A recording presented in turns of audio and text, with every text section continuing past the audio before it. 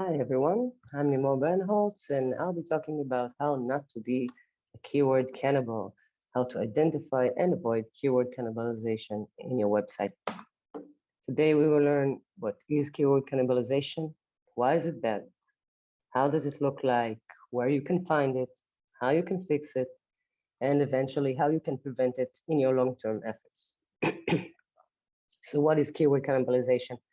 The most common term for it is when several pages have the same topics or similar topics in them, and they cause a confusion in search. This situation effectively turns your pages from the same website to competitors in search and causes search engines also to get confused about it and sometimes switch between them.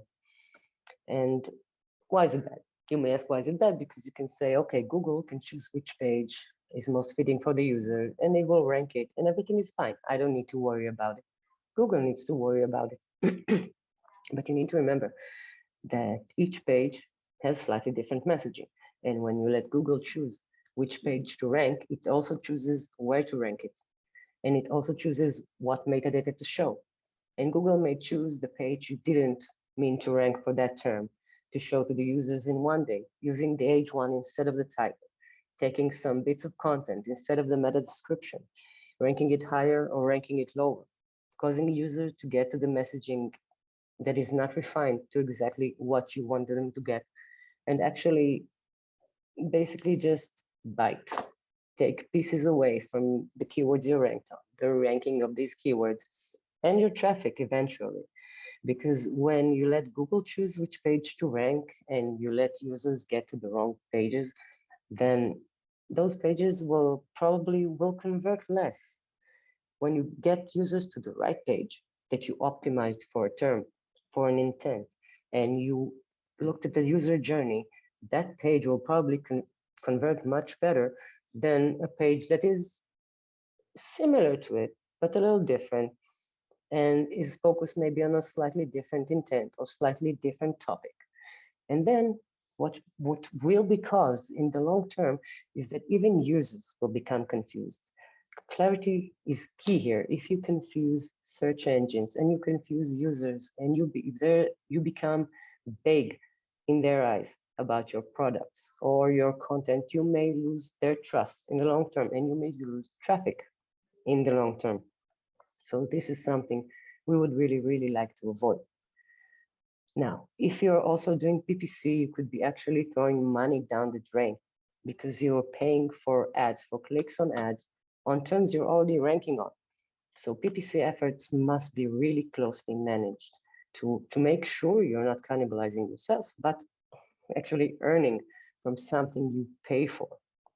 Because again, you can be losing traffic to something that was organically ranking while in the same time paying for traffic for maybe another page, for maybe for the same page, but maybe for something that converts less or gets a little less trust from the user and gets a little less returning users. So to recap, cannibalization can hurt your website's authority on the long term, performance, ranking, and conversion. Now, the places most common where we would find cannibalization would probably be, as said, when you have several pages that are targeting the same keyword. This can happen in different site sections. This can happen when your landing pages for PPC are not well managed or not blocked from search engines and create different types of messages throughout the website. It has many ways of happening, but this is the most common way of it happening, basically just having all sorts of content created over time without management of what is actually written there, what is the value and what is the topic of that content. Second place we'll find it is paid activity versus organic activity. It's very easy to take something that works for organic and say, okay, let's juice it up with PPC. But then you have to really watch it closely, because if you're ranked for #1 on something and you add PPC to it, you might be subtracting from both your clicks and your CTR and your, again, on-page conversion. This is something that can also add to your conversion, of course, and to your competitive edge, but it's something that has to be very, very closely monitored and managed. Now, the third thing is user-created content. User-generated content is something that I personally trust less and manage more, because user-generated content means any user can post anything on forums and sites, and these sites and these forums may have high ranking or high authority or whatever, and are considered very good. So a lot of marketers may tend to try and publish there in order to gain authority and maybe backlinks. But that for the website owner will create a very, very, very dangerous situation at many times. Because look at this example. Keyword research tool on one forum, and I have so many answers, and they're not old. So it's very clear what the situation here needs to be. One place we define cannibalization many times is with automated or data-driven content. With data-driven content, you often work with templates, work with parameters, and you work with templates of content. And so you need to work on more and more refinement and play as much as you can with the parameters you have and the content you have, because unless you do that, you are always at a chance of cannibalization, because the parameters themselves, they're repetitive throughout entire section. That's how data-driven sections work. So this is also another thing that can be found very easily in database content. Now, how do we take all this tips of data and make sure or identify if we have actual cannibalization? We need to monitor our performance. That's, of course, the most basic thing. We all do it. We do it via rank trackers, or we do it with Google Search Console, but we do it all the time. Now look at your phrases. Are they fluctuating more than usual? Is there something weird happening more than the Google dance? And then this is time to investigate, because you might be a cannibal. Look at your pages in search. This is a rank checker called Rank Ranger, and the top screenshot here shows one keyword tracked over time. And you can see here clearly how the pages change by the colors, page 1, page 2, page 1, page 2. And you can see also how the rank changes with the pages. So it's very clear here that we had a case of cannibalization and we needed to fix it. Now, another feature in this tracker specifically is that it also alerts me about cannibalization. If I track keywords that it recognizes that are changing pages in search, it alerts me about that, and then I can investigate and analyze it and fix it. If I don't have a rank tracker, I can check Google Search Console. I can type in an exact term and see how many pages are ranked for that term. Do I have more than one page? Then I may have a problem. I have one exact query here in this example, over 5 pages, over 1 year. And I bet the first page that ranked well and got the clicks was the main current functionality page, which is now on place number 4 here in the list. But over time, more pages were added, and probably they were called the same. And probably they were confusing to Google, and it just shows a new page every time. And right now, none of them gets clicks or ranking. And that's the end result of these cases usually. Another method we can use is use site search, and then our target phrase is exact phrase. We can easily see with the favorite Moz example of duplicate content, how to do it. You can see the Google search bar there. And if you want to see all results and avoid the omitting of duplicate results, you can use the addition to the filter equals 0 in the URL there, and you will get all the pages of your website that are actually have the same or similar content and keywords in them. Now if you keep a detailed map of your keywords to URL, I highly recommend it.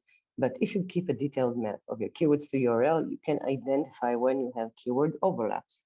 You can easily see through this map, if you keep it updated all the time, where you have problems with keywords and when you are getting too close to intent and too close to a topical area of another post. I will go back to that mapping a little bit later when you talk about avoiding the cannibalization. Of course, we have to monitor our organic traffic share. If we engage in PPC activity, we need to identify and monitor traffic changes over time. We need to see share changes, not just increase or decrease in the nominal way, just share changes as well to see for groups of keywords that we are monitoring, what's the performance like for organic versus paid?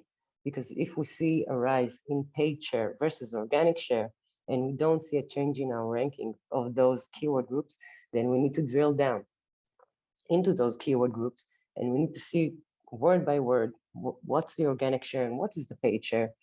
And then we can see if one of them is actually being cannibalized, if we check it versus last month or last year data. Now, if you want to finalize all the data you got from there, you can check the organic CTR in your Google Search Console. Look at this example below. You see ranking hasn't changed. Impressions haven't changed really, but look at the CTR, it's cut to half. This is really sad. Now, if you launch the PPC campaign around this keyword, this imaginary keyword, during this time, it's very clear that you have a problem here that may be caused from your ad, and you need to deeply investigate both your share and the keywords you're running on and the CTR. And you may have found that you are cannibalizing yourself.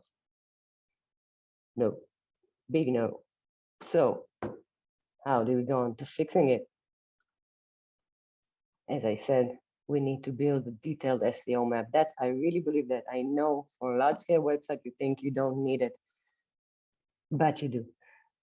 I like to add also categorization and intent and sometimes other parameters, but basically this map is the easiest way you can track both your strategy and your clusters and your cannibalization.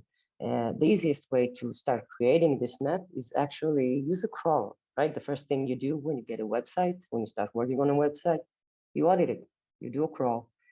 Boom, you have a list of all the website's URL.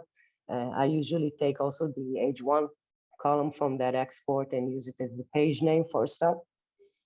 And then I start assigning category and the intent and the keywords.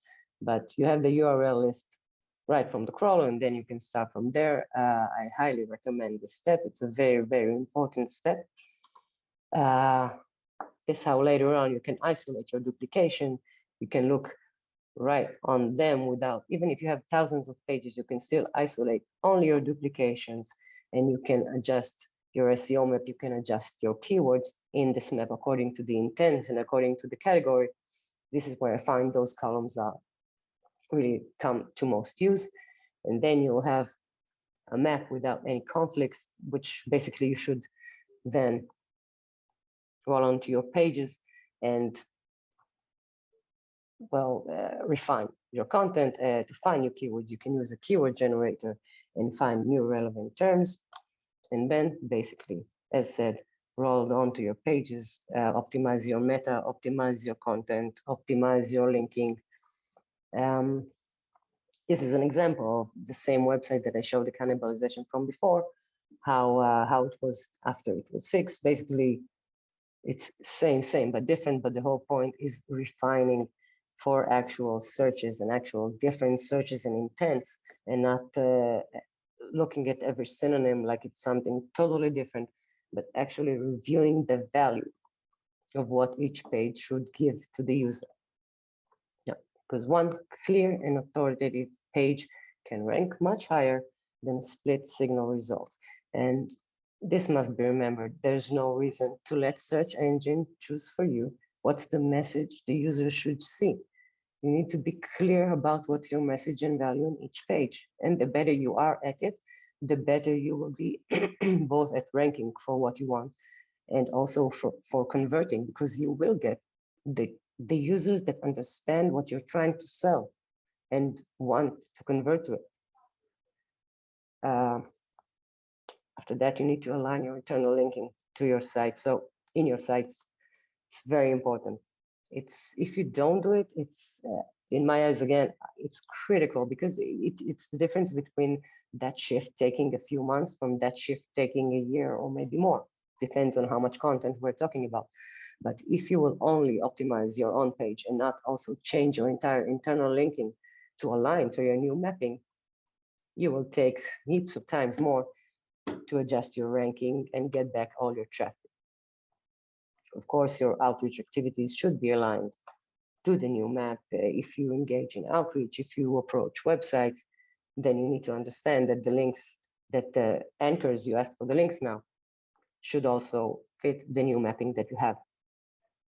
And without saying, align paid activities with organic efforts. You can create rules. You can create rules about which keyword ranking in organic and how to treat it in PPC. You can always try new tests, but it's something that you need to always keep monitoring and make sure it brings you value and not takes your money. And all of this works for data-driven content as well. The more you can refine it and the more you can play with it, the better. Sometimes changing one small thing, understanding a different intent, can just fix a large volume of pages, because again, these pages are usually sections, at least a few dozens of pages. It's not 3 pages at a time. It's usually a lot more, and they run on parameters. So you need to really look into these templates and see what you can fix there. And how do you avoid it on the long term? How do you actually make sure you don't stumble upon it during the future?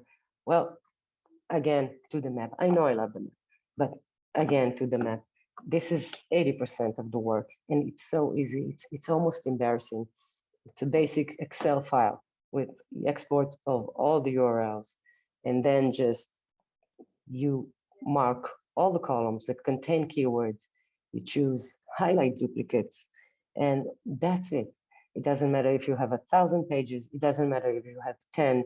The entire column is marked. Whenever you add a page, whenever you remove content, the formatting stays, and you can add a page 2 years or 5 years from now when you don't see the top anymore, and you will add a keyword that already exists there, and it will highlight in red. And that's the most important thing, because it leaves no room for mistakes in the future as well. You can scan the barcode or click the link here to download this SEO map already formatted with the intent and the categorization that you can, of course, adjust to your needs. I highly recommend it for any scale website. Of course, we use also Data Studio scripts and sheets and things like that to monitor impressions. But this as the baseline is really 80% of the work in SEO for cannibalization.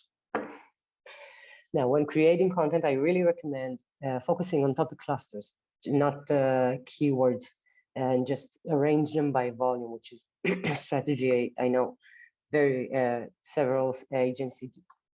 Because when you use clusters, you actually create order, and you not only create order in your work, you create order in content, because you did the research around the entire content and you broke it down into topics, and you know when you're started and when you're done.